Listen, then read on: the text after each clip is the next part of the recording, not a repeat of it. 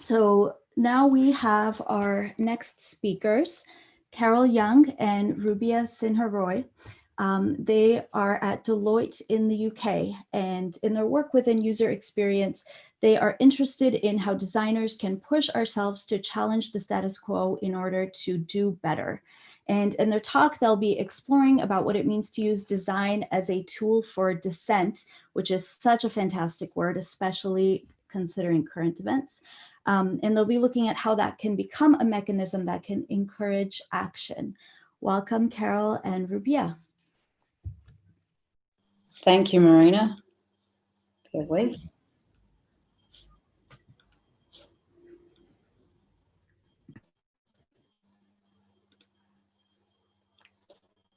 Grand. Kia ora koutou katoa.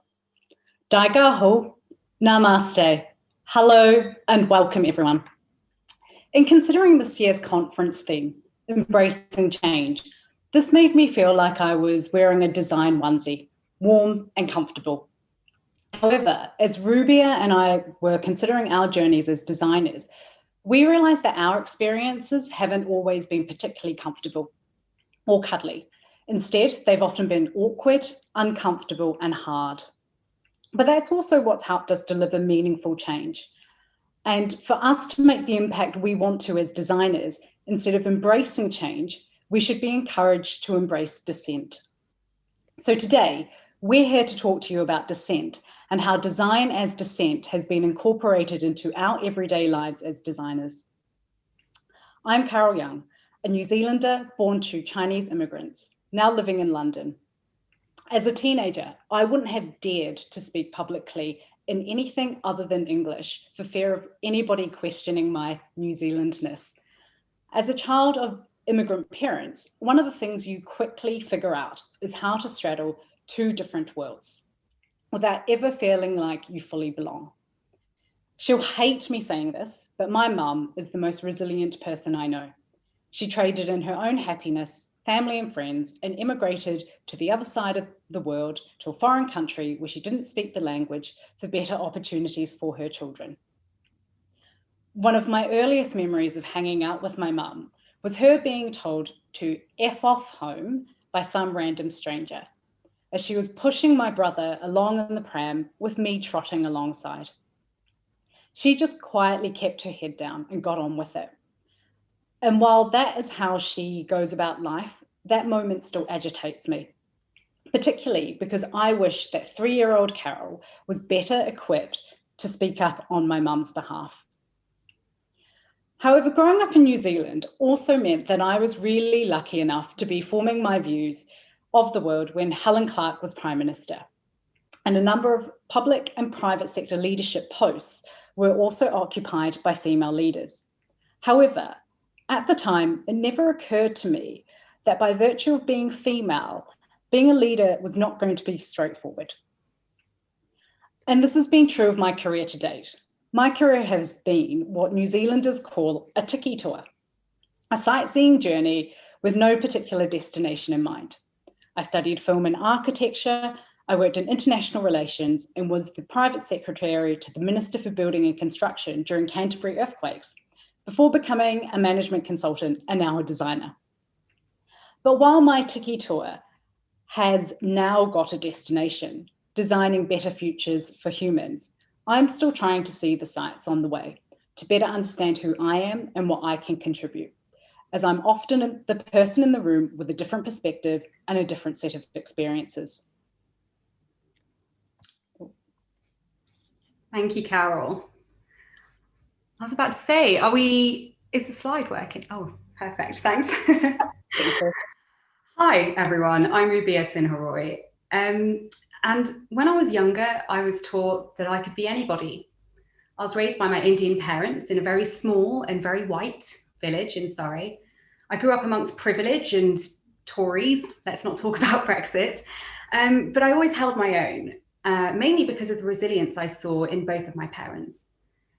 At the age of 5 in reception class in my primary school, one girl called me a monkey. She pushed me off the monkey bars, which could be seen as a compliment because monkeys do monkey bars best. and chanted Blackie as she tried to hit me in the face. Bless her, her aim was terrible. I went home and my father said, if she tries it again, you stand up tall, swing your arm back and punch her in the face twice as hard. Survival mode, right? I rallied together my little crew and jelly shoes behind me, and she never tried it again. So I was lucky. But the concept of not taking shit from anyone stuck with me. And I never had an outwardly racist experience after that in school. So that survival mode has made me hyper aware of my surroundings and to look at things from a different perspective, which led to me also usually being the dissenter in the room.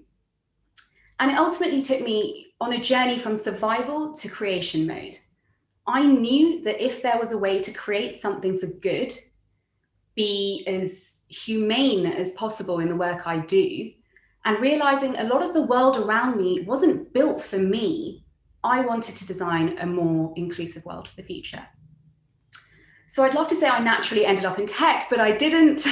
I studied climate change, thinking I would join the UN with my friends, but then I went to a startup, then in industry and FS, and then when design thinking and digital arms started springing up in consultancies, I jumped ship as fast as you could say systemic discrimination. I am now a service designer, experience designer, brand strategist. I'm just an integrated creative. So in our talk today, Carol and I will talk about what dissent means for us, finding dissent, and how we have used dissent to represent and design futures for those who need it the most. So this is really just the Merriam-Webster dictionary definition of dissent, which is to withhold assent or approval, or to differ in opinion. And a month ago, when we heard about the death of the late, great RBG, rest in peace, I saw this quote of hers. And the quote says, "Dissents speak to a future age. It's not simply to say my colleagues are wrong and I would do it this way, but the greatest dissents do become court opinions, and gradually over time, their views become the dominant view." So that's the dissenter's hope, that they are not writing, in her case, policies for today, but for tomorrow. And this has really stuck with me for the last month, as I think about how we as designers need to design not for today, but for tomorrow. For us, dissenting in design has been about representing unheard voices and focusing on doing better for others, focusing on the future. In the workplace, it's about speaking up for those who we may not naturally be considering in the research and discovery phases. How many times have we gone to a client who has a specific consumer persona in their mind, and they stick to that? I remember a client stating how they wanted to improve their reach to women. He kept saying, especially young, professional, multicultural women who would really spend money at our sporting events. And as we got into the design thinking workshop, who did he start to describe and accommodate? Bob. We ended up with straight, white, middle-class male Bob as our persona. So it comes around to the fact that dissenting in design requires resilience and resourcefulness. It's reminding the client and those you design for, didn't you want to reach out to a more diverse audience who could benefit from your service just as much as Bob? We have to shake off misogyny and single-mindedness repeatedly in order to get back up and do what we do again and again. Continuously looking at the challenge from different angles and ultimately navigating our own route so that we can find a way to work around the system to promote positive change. We are constantly encouraged to accept the frameworks that we live, work, play, and design in. We learn the rules which are meant to make us happy and content. But is that enough? In her book, The Promise of Happiness, Sarah Ahmed notes that happiness demands adjusting your body to a world that has already taken shape. However, what lies beneath this adjustment is the loss of other possible ways of living. So what if those rules of happiness are not designed for everyone? Should we be constantly questioning those rules and ultimately knowing how and when to break them to help us identify better alternatives? We want to take this moment to recognise why we're discussing this now. Each generation has its call to arms moment. Ours is now. 2020 has been socially, politically, and economically fractured, and history has repeatedly shown there is nothing like a crisis to force us to reconsider what we're doing, whether it's worth doing, whether there's a better way, and ultimately dissent against the status quo.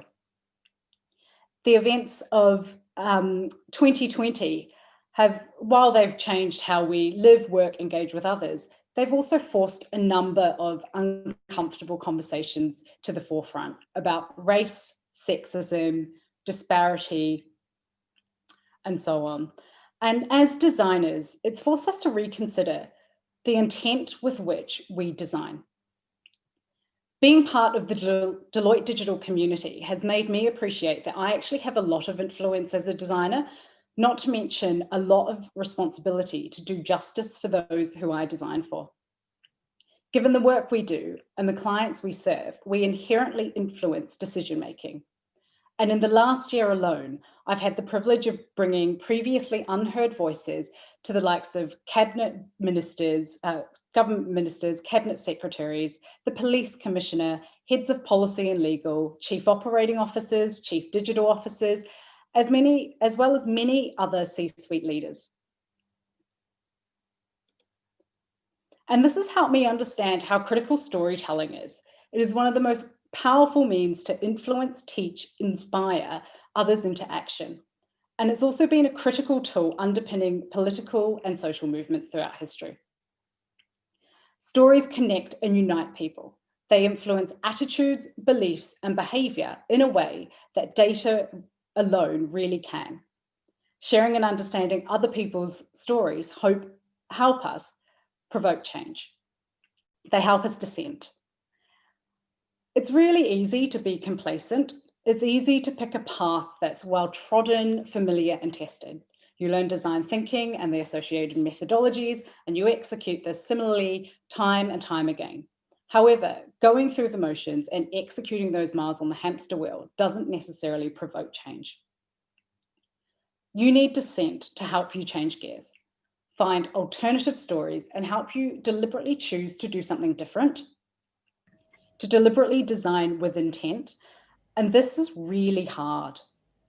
It's hard, right? Because things become new and unfamiliar. And when things are under threat, we need to mobilize, dissent, and act.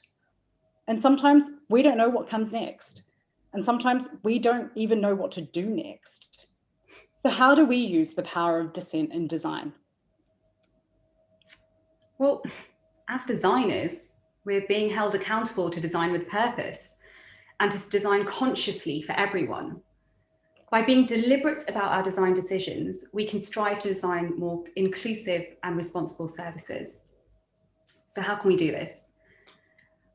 Honestly, we can start by knowing ourselves inside out, intimately.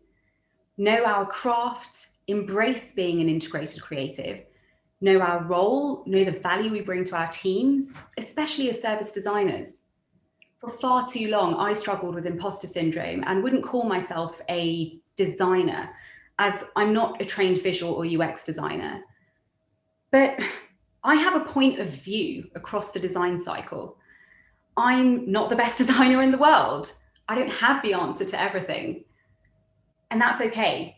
Being vulnerable is okay. Being openly vulnerable in front of your team is okay. Because design allows you to open up.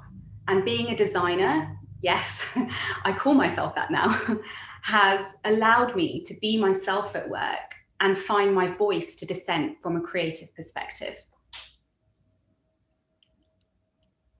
To provoke change, we also need to have a point of view. The more informed our point of view is on everything service design related, the more we can incorporate dissent into the overall service and challenge what it means to design something amazing for people, whether that's the service strategy, experience, outcomes for the people that you're designing for. Having a point of view, however, Doesn't necessarily mean you're always going to be right though. But it does mean that you're able to examine issues from a different perspective and have really robust discussions, which can only improve your design work. Having a point of view also helps us advance and evolve our craft and think about how we do our jobs differently. For me, to enable me to pivot and evolve, what I do also includes purposely seeking really dissenting points of view that challenge my own, right? Bringing the wider perspectives of those around me into the discussion. I try and design at the edges, focusing on edge users, edge use case scenarios, things that might challenge my way and systems of thinking. More importantly though, I force myself to get comfortable with being uncomfortable. And that's what the design process often puts us in, but leaning into that and leaning into design and into dissent helps you navigate that. And also by actively seeking viewpoints that are different from ours or are in the margins of our design problems, this helps us constantly educate ourselves and unlearn and relearn our views to remain relevant. And we can only really be ourselves and share our point of view if we create a safe space for dissent, a place where you can be your authentic self, push each other to do better and not repress ourselves due to societal pressures. We need to really channel our inner RBG and dissenting idols to speak out against the status quo. You know, as Carol has mentioned, we work with massive government agencies that demand change at scale. We work with media companies and banks that operate across continents and have the opportunity to change the very landscape of the industry. So we have a heightened sense of responsibility to dissent and represent everyone due to the projects we work on. I always tell my friends, my colleagues, the people I coach, lead, and work with to pick their squads carefully. In New Zealand, we have this concept of whanau. Whanau, a Māori word, literally translates to family, but as a concept, it is much broader than that. It can refer to your extended family, a community of related families, or even the teams that you're in. Your design whanau are your biggest supporters, and they help you create that safe space for dissent. But equally, they'll keep you honest and push you to do better, especially when they know you can. I personally have a number of design whanau in my world, my service design squad, my public sector squad, the girls, the Antipodeans, my friends from Hong Kong. They see me at my best, they see me at my worst, and at every point in between. But most importantly, they help me create my community of dissent and provide me with the support and guidance that I need when things get hard. And once we have our community of dissenters, it's really our job to elevate those around us when we have the opportunity to, even if we weren't that supported in our own journeys. I still find it amusing when leaders take ideas from the team and pass them off as their own. I guess it validates them. But by giving your team ownership, and especially at granular levels, so each individual is empowered and accountable, they're more likely to dissent as well. By encouraging dissent within our communities, we encourage different voices to be heard and to not just be influenced by the loudest voice in the room. So I appreciate this might feel a little overwhelming. And we found that to practically bring everyone on this journey with us, we have had to think fast and think slow. By creating our own backlog of short-term and long-term changes, orchestrating and accelerating the things we know we can influence in understanding the conditions required for change, and being patient with the longer term, meatier challenges, breaking them down into manageable chunks to move them into your short-term backlog, and not feeling disillusioned that we couldn't create world peace in a year. Because ultimately, if there's one thing we hope you take from this talk, it's to add dissent as a tool in your service design toolkit. Just as you do with service design approaches and exercises, feeling empowered to dissent in your workplaces. Because as soon as we can do that, we can really live in our authenticity, represent everyone, and start to design for a better future. Thank you so much for listening. We're really looking forward to the Q&A session. Thanks, everyone.